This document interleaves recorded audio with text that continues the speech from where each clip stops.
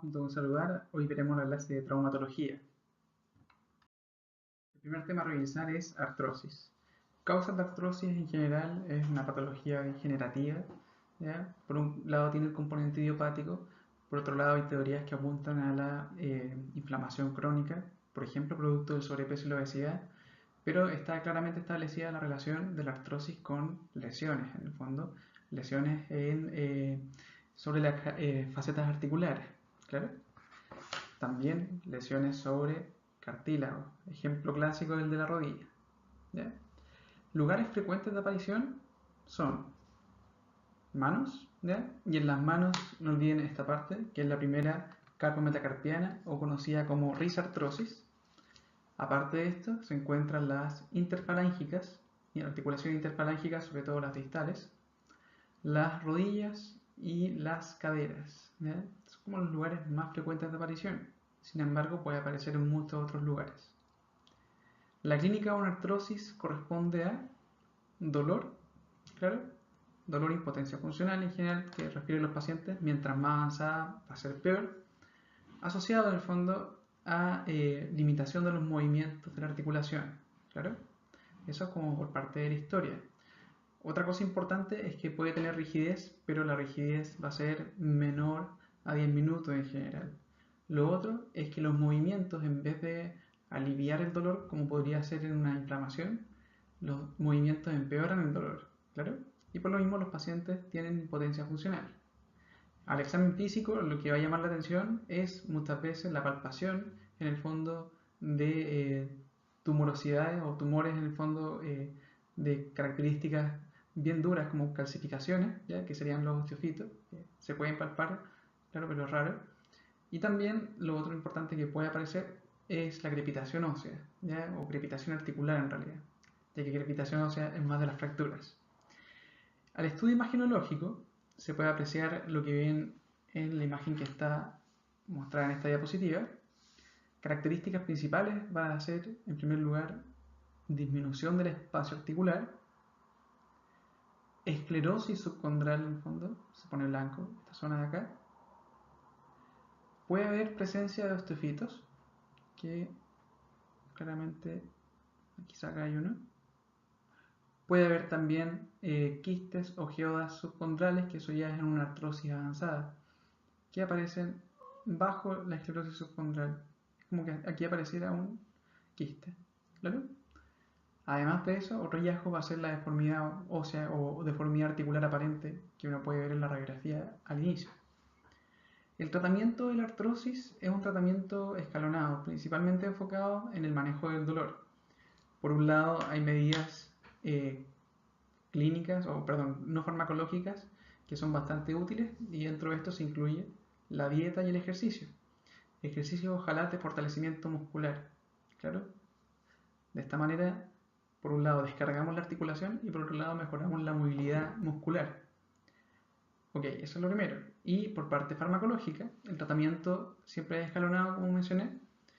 Se parte inicialmente con acetaminofeno o paracetamol, que no tiene tanto efecto, pero es utilizado igual. Luego vienen los AINES, que son efectivos para el control del dolor. Y en tercer lugar vienen los opiáceos. Según la IAGES, en el fondo, después del opiáceo, o entre medio entre el opiáceo y los AINES, se pueden dar conjuntos, también están los inhibidores de la COX-2, como el celecoxib, pero este fármaco por sí solo no tiene mayor efecto o no es más bueno que el ibuprofeno, por ejemplo, con omeprazol, ¿ya? Por lo tanto es un gasto mayor el que se haría. Ok, y como estamos en traumatología, también hay que mencionar que muchas veces las artrosis requieren cirugía, sobre todo en la rodilla cuando es muy avanzada o en la cadera.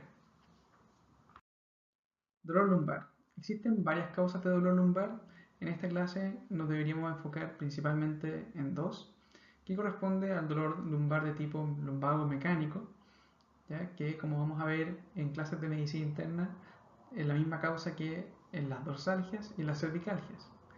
Todo esto corresponde a contracturas de la musculatura paravertebral, ¿claro? O sea, contracción muscular. enfocarnos en estas dos primero. Mecánico. Recuerden, contractura paravertebrales, ¿ya? Misma causa, también lo pueden homologar para la cervicalgia y dorsalgia. Segundo lugar, tenemos la hernia del núcleo pulposo, que es otra causa que vamos a ver acá. Recuerden que existe, es una hernia de un núcleo pulposo, que va a comprometer, va a provocar dolor lumbar y también muchas veces compromiso radicular. Otras causas de dolor lumbar que habría que buscar o que se pueden encontrar van muy de la mano también con los síntomas de alarma que podemos tener. Por ejemplo, tenemos como causa de dolor lumbar una fractura, que es como obvio, cáncer, tanto cáncer primario como metástasis, ¿ya? O tumores también benignos, infecciones, o afecciones de otras partes de la columna, en el fondo, que esto sería el lumbago facetario, facetas articulares. ¿Ya? Clínica y síntomas de alarma. Bueno, la clínica de un lumbago clásico es un dolor, en general no irradiado a extremidad inferior. Se podría irradiar quizás el glúteo un poco, pero no debería llegar a la planta del pie para ser un mecánico. Síntomas de alarma y que obligan a estudiar al paciente son los que hay que conocer, principalmente porque cuando nos preguntan dolor lumbar nos preguntan manejo o estudio. Los síntomas de alarma se parecen mucho a otras enfermedades. Por ejemplo, tenemos acá, voy a escribirlo, edad, ¿ya? Mayores a 65 años. Segundo, que es bien importante que el lumbago sea crónico, que el lumbago sea mayor a 3 meses. ¿Ya? Dolor persistente. Además de esto está el compromiso neurológico.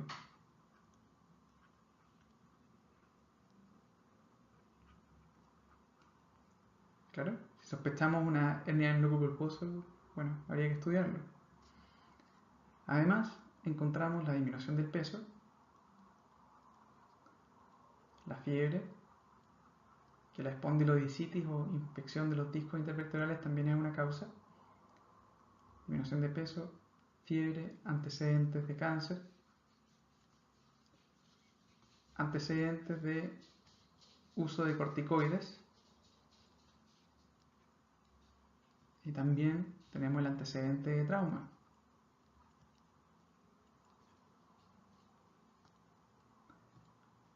Esos son algunos síntomas de alarma en el fondo. Son los más importantes, pero dentro de todo deben haber más acá que mencionar. El estudio de un dolor lumbar depende mucho. Si no tenemos síntomas de alarma, no se realiza, simplemente es observación. ¿Ya? Estudio puede ser observar si tengo síntomas de alarma negativos o puede ser estudiarlo con una imagen. Imagen cuando tengo alguna clínica positiva. La imagen clásica es la resonancia, es bastante buena. Sin embargo, a veces para un traumatismo quizás basta con el TAC. ¿Ya? La radiografía de columna también puede ser útil, pero sirve más como para ver escoliosis o para buscar espondilolistesis, ¿ya? Que es el desplazamiento de un cuerpo vertebral. Tratamiento o manejo del lumbago mecánico en general es un manejo médico simple que consiste en, primero, reposo por 2 a 3 días. Eso más analgesia, AINES.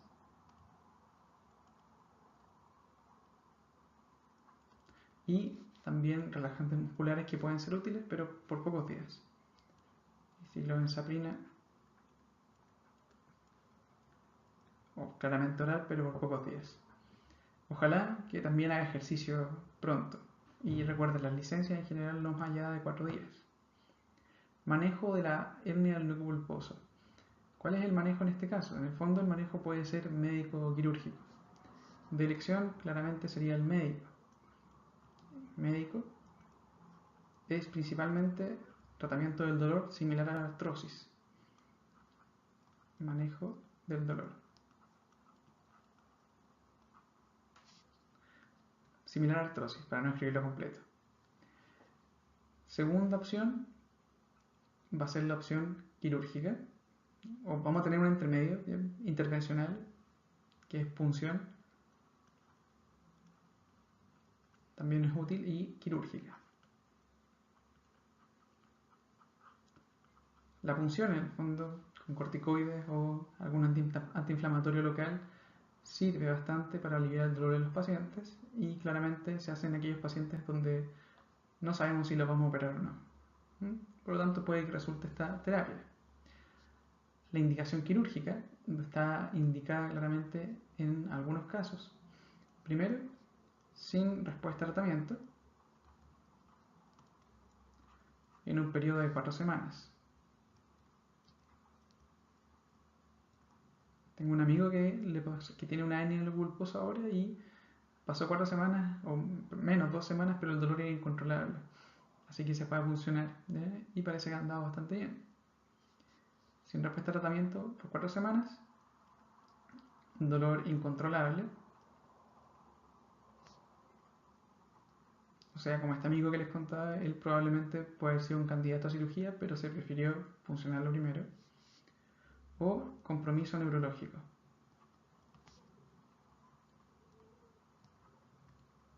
Esto es importante ya que si tengo paresias o parestesias, claramente me indica que algo está mal y que hay que operar. El dolor radicular, en el fondo, típico de la HNP, simplemente por ser dolor neuropático, no se considera criterio quirúrgico, sino que habría que manejarlo como tratamiento del dolor. En ese caso se pueden agregar medicamentos para el dolor neuropático también. Talalgia. Bueno, la talalgia, en el fondo, podría ser conocida también como plantalgia. Es el dolor como aparece en la imagen, el talón o planta del pie. La causa más importante se conoce como fasciitis plantar.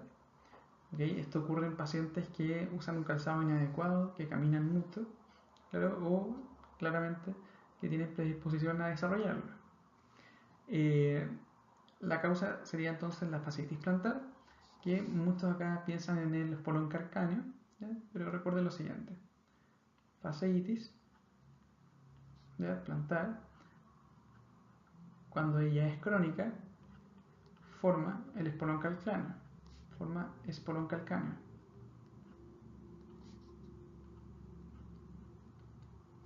¿Claro? El estudio de esto puede ser solamente con la clínica. El paciente va a referir dolor en la planta del pie que empeora claramente al estar de pie, o al caminar. Se puede estudiar con radiografía para encontrar este espolón calcáneo, que es lo que se ve acá, donde se aprecia en esta zona del espolón calcáneo. Tiene una forma así.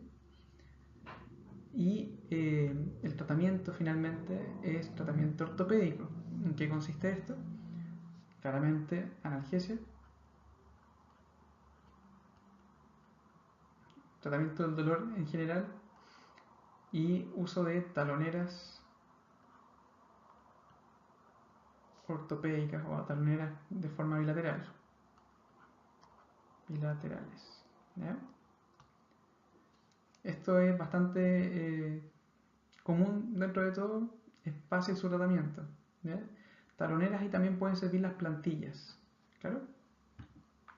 Y de verdad le van a aliviar el dolor al paciente, se lo digo por experiencia. Artritis séptica. Las causas de artritis séptica son varias en general, pero la principal, número 1, en todas las edades, es el Staphylo aureus. ¿Ya? Staphylo aureus. La forma de diseminación del Staphylo aureus es principalmente hematógena. Sin embargo, si es que presentan un paciente que tiene una celulitis en el codo, por ejemplo, y posterior a eso le aparece una artritis séptica, también puede ser por compromiso local, en el fondo por invasión local. Ahora, en grupos etarios de jóvenes, ya estoy a decir jóvenes, adolescentes y adultos también, menores de 40, aparece otra causa importante y que correspondería a la infección por gonococo. Así que ojo ahí, causa Staphylo aureus y gonococo en las edades que les mencioné. ¿Cuál es la clínica de una artritis séptica? Bueno, la clínica sería eritema, principalmente de la articulación, fiebre, impotencia funcional, ¿ya?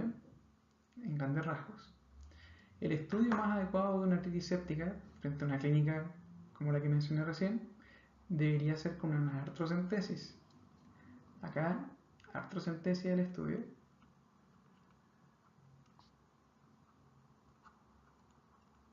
¿Ya? Artrocentesis, que me va a mostrar en una artritis séptica en general polimorfos nucleares mayores a 50.000. Puede mostrar menos, obviamente, pero es como más clásico esto, por milímetro cúbico.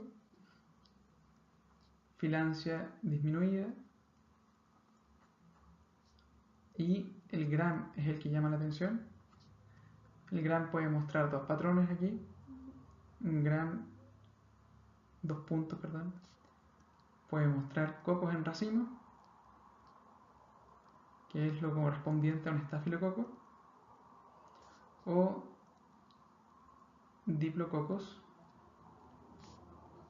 gram negativos. Bueno, los cocos en racimo son gram positivos. Claro, con eso hacemos el diagnóstico en el fondo. El tratamiento de la artritis séptica es principalmente quirúrgico, es un aseo quirúrgico. ¿Ya? Acá es aseo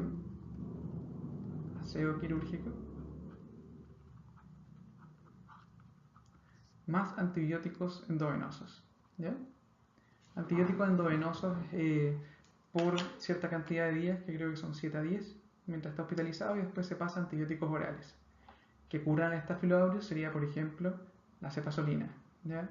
Que curan el gonococo podría ser la ceftriaxona con mayor probabilidad. Ahora, ojo, si les preguntan artritis séptica secundaria a un paciente que tuvo una atención de salud reciente, uno también debería pensar en un posible Staphylococcus resistente y quizás el tratamiento va a ser con vancomicina. Eso igual es bueno plantearlo. Depende de lo que les pongan en el caso clínico. Osteomielitis. Existen dos tipos de osteomielitis, en el fondo, osteomielitis aguda y osteomielitis crónica. El agente etiológico clásico, al igual que el anterior, es el Staphylococcus aureus. Staphylococcus aureus. ¿Ya? Principalmente en la osteomielitis aguda. En la aguda.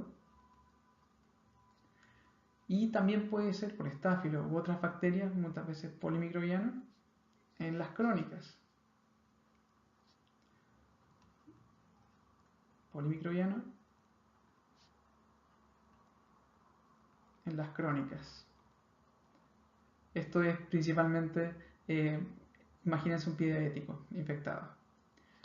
Tipos aguda y crónica. Clínica en general va a ser eritema sobre el lugar de donde se encuentre esta osteomielitis. Esa va a ser la clínica. No va a tener impotencia funcional de articulaciones en general porque no compromete articulaciones, pero sí va a tener edema, eritema y le puede molestar bastante. Fiebre también asociada. El estudio de una osteomielitis me va a mostrar lo que vemos en la radiografía. Este estudio parte primero con una radiografía. Sin embargo, deben saber que en una radiografía la osteomielitis aguda prácticamente no tiene alteraciones. Es más, deben pasar como al menos 3 semanas para que se manifieste algo. Por lo tanto, la radiografía sería el examen inicial frente a una clínica sugerente, pero el examen de elección es la resonancia magnética. ¿Claro? Para la osteomielitis crónica se puede apreciar lo que viene en la imagen, tal lesión ósea, lítica. ¿Claro? Que si lo notan, en el fondo acá hay como una lesión en sacabocado, donde queda como un remanente óseo al medio. ¿Ya? Esto es característico de una osteomielitis crónica y se conoce como el secuestro óseo. ¿Ya? Es como que las bacterias secuestran esa parte de hueso para convertirlo en su casa y de esa manera, en el fondo, persistir. El tratamiento de la osteomielitis aguda es con antibióticos endovenosos, ¿ya? Que curan Staphylococcus aureus.